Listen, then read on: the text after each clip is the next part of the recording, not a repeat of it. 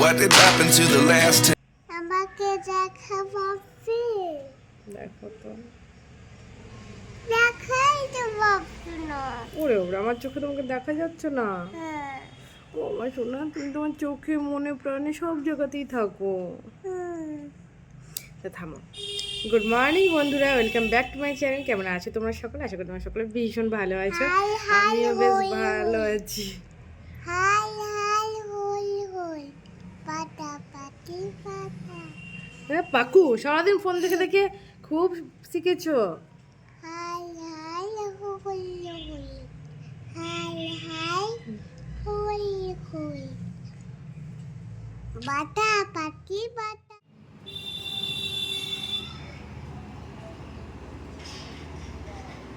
আবার মেয়ের খেলার কাপের ওই যে দেখো, ও ঠাম্মা কালকে এসেছিলো, ওর ঠাম্মাকেও চা করে দিয়েছিল। সেই মানে ওর চায়ে সেই মানে ওর কাপে সেই চা এখন রয়েই গেছে। নিয়ে বসে আছে, এখন ওকে আমি খাওয়াবো। আরসি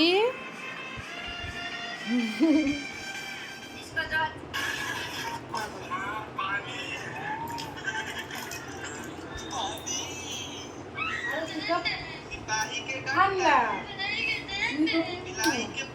আরে পড়াশোনা করবে না, পড়াশোনা করবে না। কারণ কি কত সময় পড়াশোনা করছিল, একই চন্দ্র দিয়ে পড়ো। তাড়াতাড়ি খেয়ে নাও, পড়াশোনা করতে হবে। চলো চলো চলো, হ্যাঁ করো। ঘুম থেকে উঠে গুরুত্বপূর্ণ কাজগুলো প্রায় হয়েই এসছে। প্রথমত মেয়েকে রেডি করানো, ফ্রেশ ট্রেশ করি, তারপর মেয়েকে খাওয়ানো। এই কাজগুলো হয়ে গেলে না, তারপর নিশ্চিন্তে অন্য কাজগুলো করা যায়।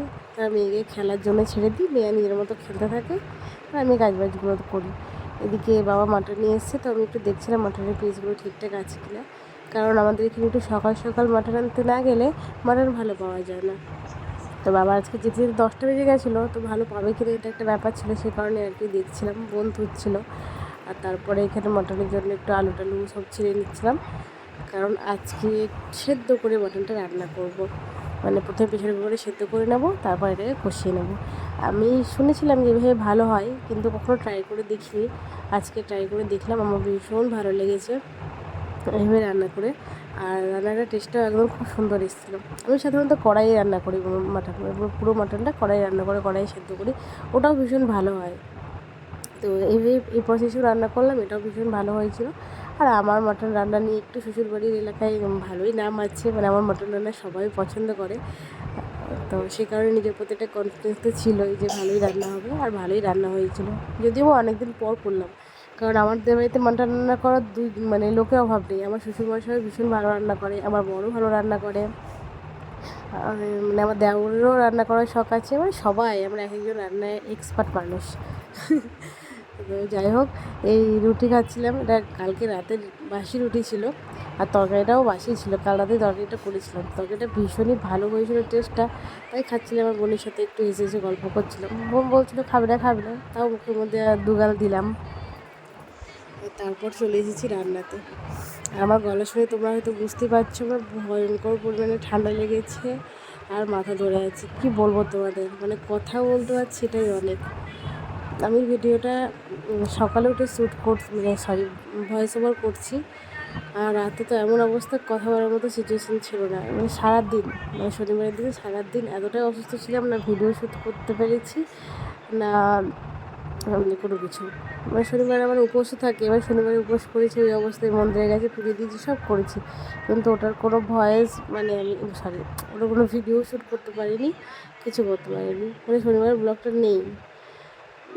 তো এটা রবিবারের দিন সকালে আমি ভয়েস ওভার করছি, এখন ভিডিওটা আপলোড করবো, যেহেতু এডিট করাই ছিল। তো ভালো ভয়েস ওভার করে ছেড়ে দিই। শরীরে যা অবস্থা মনে হচ্ছিল না পারবো, তো ভাবলাম ভিডিওটা ছেড়ে দিই, সে কারণে আর কি আর বসলাম ভয়েস ওভার করতে। দেখো আমি কষে টষে মাংসটা রান্না হয়ে গেছে আমার রান্না ফাইনালি কমপ্লিট হলো। এবার যাব স্নানে। আর বাইরের ওয়েদার তো একদম মেঘলা মেঘলাই হয়ে আছে। একদিকে ভালো যে গরমটা কম হচ্ছে, নইলে যায় পরিমাণে গরম পড়ছিল, গরমে নাজেহাল অবস্থা হয়ে যাচ্ছিলো, কিন্তু আজকে একটু গরমটা কমই আছে। একটু ভ্যাপসা গরম আছে, যেটা একটু বৃষ্টি হলে হয় সেটাই আছে, কিন্তু তবুও তুলনামূলক ঠিকঠাকই আছে। মেয়ে গেল স্নানে, বোন নিয়ে গেল মেয়েকে স্নানে। তো মেয়ে স্নান হলেই আমি ঢুকবো। এমনি মেয়ের ঠান্ডা লেগে গেছে, ঠান্ডা লেগে ও একটু বিরক্ত হচ্ছে, যদিও বা সেরকম পরিমাণে না, সকাল থেকে একাই মানে খেলা করছে। আমি তো কাজেই ব্যস্ত ছিলাম, রান্নাবান্না করছিলাম, তো আমি সকাল থেকে ওকে সময় দিতেই পারিনি। ঘুম থেকে উঠে ওকে খাইয়েছি ব্যাস, তারপরে ওকে সময় দিতে পারিনি। কিন্তু ও কন্টিনিউ নিজে একা একা খেলছে, তো মাঝে মাঝে আমার কাছে যাচ্ছে আবার চলে আসছে। ওর যে শরীরটা খারাপ, মানে ও তবুও জ্বালায় না, ও যতটা কম জ্বালানো যায় ততটাই কম জ্বালায়। মানে যদি কোনো কিছু বলি না বোঝে, বলি যে যাও ঘরে গিয়ে বসে একটু ফোন দেখো কিংবা খেলা করো, আমি একটু কাজ করছি, আমার মেয়ে অনেক বোঝে। মানে অনেক বাচ্চা আছে না, যদিও প্রতিটা বাচ্চা নিজের মতো, সবাই তো একই ধরনের হয় না, অনেকে একটু শরীর খারাপ হলে প্রচুর বিরক্ত করে, কিন্তু আমার মেয়ে দিক দিয়ে ছোটো থেকেই আর এই যে এখানে মামার বাড়ির জন্য অল্প করে টিফিনে মাংস বের করে নিয়েছি। অ্যাকচুয়ালি আমাদের বাড়িতে মাটন হলে আমার দাদু অবশ্যই আসে, কিন্তু দাদুর শরীরটা খারাপ হওয়ার কারণে দাদু আজকে আসতে পারবে না, তাই মামার বাড়িতে মাটন দিয়ে পাঠানো হচ্ছে। বাবা গিয়ে দিয়ে আসবেন আর কি। তারপরে আমি আর বোন এখানে ভাত নিয়ে নিয়েছি, বোন স্যালাডগুলো কাটলো। আমাদের এই বাড়িতে আমরা খেতে বসলে স্যালাড ছাড়া মানে খেতেই বসি না। আমার এমনিও স্যালাড ভীষণ পছন্দের, মানে খেতে বসলে এই শসা পেঁয়াজ এগুলো ছাড়া খাওয়াই হয় না। আর এই পেঁয়াজগুলো আমার জন্য নয়, যেগুলো দেখতে পাচ্ছ আমার মেয়ের জন্য। ও রীতিমতো পেঁয়াজ আর শসা সব কিছু খেয়ে পর শেষ করে দেয়, আর তারপরে খাওয়াতে যখন বসবো তখন আর কোনো মতেই ও খাওয়ার খেতে চায় না। এরকম হয়ে গেছে ব্যাপারটা আজকাল। আর নিজেরা না খেয়ে দিয়ে ওকে খাওয়াতে বসলে না, ওর প্রচুর খেতে সময় লাগে, তো 1 ঘন্টার ওপরে সময় লেগে যায়, তখন ধৈর্য হারিয়ে ফেলে এক সময়। মানে নিজেরা একটু খিদে পেয়ে যায়, বেলা যেহেতু চলে যায়, সেগুলো নিজেরা খেয়ে দিয়ে তারপর ওকে নিশ্চিন্তে শান্তির সাথে খাওয়াতে বসি।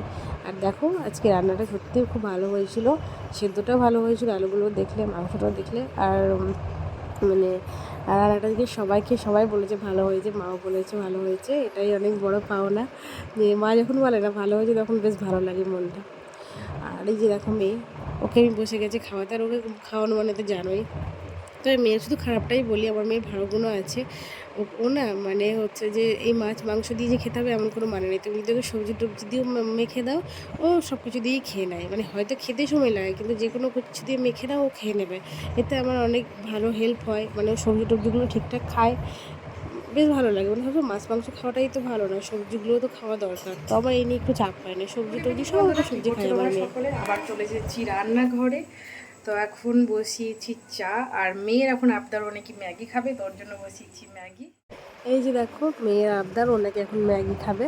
যদিও বা সেদিন ম্যাগিগুলো খাইনি, নষ্টই করেছে, ও শুধু মুখেই বলেছিল খাবো। আর এদিকে আমি একটু চা বসিয়ে দিয়েছি, কারণ সেদিন সন্ধ্যে থেকে আমার গলাটা ব্যথা ব্যথা করছিলো, মনে হচ্ছিল ঠান্ডা লাগবে। তো আমি এবার নিজেই চা করলাম। নর্মালি মা করে চা, কিন্তু আমার শরীরটা কেমন করছিলো, গলাটা খুশখুশ করছিলো বলে আমি নিজেই চা করতে এসেছিলাম সেদিন। তো এই যে মায়ের হাতে চাটা খেতেই বেশ ভালো লাগে। সন্ধ্যে আর সকালবেলায় না মা একটু চা করে দিলে মানে ভালো লাগে। আমার মা চা ভালোও করে, আর মায়ের হাতে চাটা খেতে ভালোও লাগে। তারপর দেখো চা আর ম্যাগি দিকে নিয়ে নিয়েছিলাম সবার জন্য। মানে বোন খাবে কি ঠিক ছিল না, তো কারণ বোন ডায়েট করছে সে কারণে বাবার আর আমার জন্য নিয়ে নিয়েছিলাম। তারপরে আমার বোন খাবে না, যাবে কোথায়, আমার মেয়ে হাত ধরে টানতে টানতে নিয়ে এসছে, চলো মিমি চা খাবে, চলো মিমি চা খাবে, এই করছিল। আর ওকে দেখো একটা একটা করে ম্যাগি তুলে তুলে খাচ্ছি, এভাবে কি খাওয়া হয় বলো তো? চামচ দিয়েও খাও একটু। কেন ওইভাবে করতে নেই, ম্যাগিগুলো পড়ে যাবে না। তাকে বলো যা খেয়ে নাও যাও। দাদা এইদিকে এইদিকে এইদিকে আছে, ওই দিকে আছে। হ্যাঁ ওই যে দেখো মেয়েকে পাঠিয়ে দিয়েছে দাদুকে ডাকতে। বাবা অ্যাকচুয়ালি ঘুমিয়েছিল, ঘুম থেকে উঠে মুখ টুক ধুতে গেছে, তো মেয়েকে বললাম ডেকে নিয়ে এসো, কারণ ও এখানে খুব জ্বালাচ্ছিল।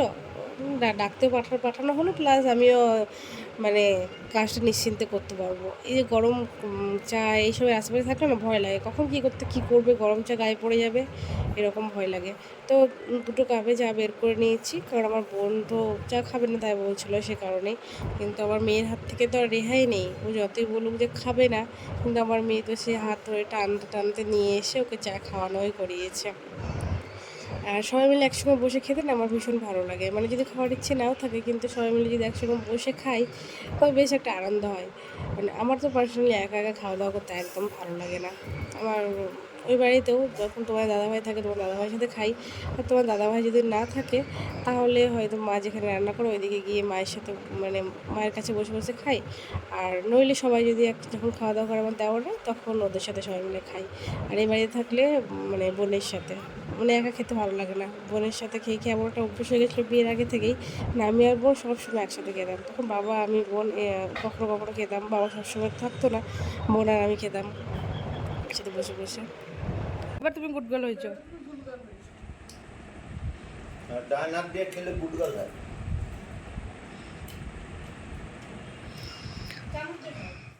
উঠে ফুল দাও। ফুল এঁকে দিতে হবে তো, কান্নাকাটি করার কি আছে? মেয়েকে দিচ্ছি ফুল। দাও দাও, তোমার হাত দাও। কোন হাতে? এই হাতে? দাও ফুল এঁকে দিই। পেন কই? চলো আমাকে মেয়ের আবদার এখন ওকে নাকি হাতে ফুল এঁকে দিতে হবে, আমি সেটাই করছিলাম, ওকে হাতে ফুল এঁকে দিচ্ছিলাম। ও আবার পেন টেন ফেলে দৌড়ে আমার কাছে। কোথায় লেগেছে সোনা? তোমরা সকলে, আমি যখন বসে আছি এই যে মেয়েকে নিয়ে, মেয়ে আজকে দুপুরে একদমই ঘুমোয়নি, ও কিছুক্ষণের মধ্যেই ঘুমিয়ে পড়বে।